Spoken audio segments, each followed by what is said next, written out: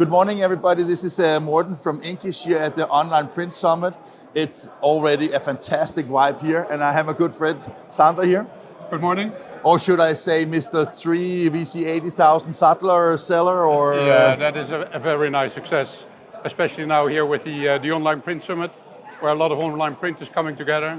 And that's a really nice showcase, I would say, on how the technology helps in the online world. And if you look at it, Sattler is a very successful company in the German market. The VC80000, with all respect, is the first ground-up build by Ricoh, right? Yes. That must also be proof of concept, right? It is. And you know, when you develop a new platform like that and already have a customer with three lines, you know, that is a fantastic result. And not only with Sattler, I think worldwide we're very successful with the VC80000.